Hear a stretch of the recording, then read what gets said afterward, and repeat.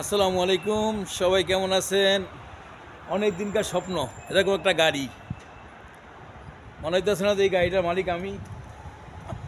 এই গাড়িটা মনে হয় যে আমার। এরকম গাড়ির সাথে ছবি তুলিয়া, এই গাড়ির উপরে হাত দিয়া, গাড়ির সামনে ছাড়ায় ছবি তুলিয়া, তারপরে ফেসবুকে পোস্ট দেওয়া। আলহামদুলিল্লাহ, অবশ্যই একটা গাড়ি খরিদ করলাম। এখন এমন পরিমাণে কমেন্ট আইব, আমার এলাকার যারা আছে বা আমার আশপাশ যারা বন্ধুবান্ধব আছে, কী ব্যাপার যে মামা বলে, গো মামা কিও কবে গাড়ি কিনছেন, কিও ভাই এই কাম কবে করলেন, আইলেন ভাই 4-5 মাস হয়েছে, কাম কাজ নাই বলে আম্মের আম্মে দেওয়া একটা গাড়ি কিনে লাইছেন। আলহামদুলিল্লাহ আলহামদুলিল্লাহ। অবশ্যই গাড়িটা অবশ্য আমার না, এটা আর কি বুঝাইলাম।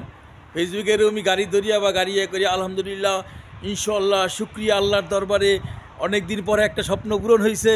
আসলে মূলত গাড়িটা আমার না। এইভাবেই সৌদি আরবে এরকমই রাস্তার পারে দেখেন, দুই পাশে এরকম ফুটপাতে গাড়ি রাখা হয়, এটি গাড়ির পার্কিং আর কি মূলত।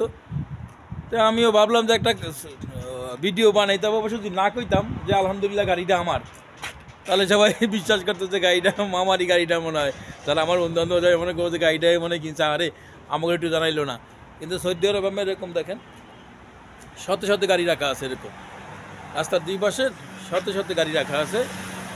এই যে গাড়ি যাইতে আছে, আসলে মূলত গাড়িটা আমার না, রাস্তার পারে রাখা গাড়ি। আমি একটা ভিডিও বানাইলাম, অনেকদিন ভাবতেছি একটা ভিডিও বানাইম আর কি এরকম। হয়তো অনেকে মনে করবো গাড়িটা মামুন ভাই মনে হয় না, আসলে এই গাড়িটা আমার না। গাড়িটা রাস্তার পারে রাখা পার্কিংয়ে আমি একটা ভিডিও বানাইলাম। সবাই ভালো থাকবেন।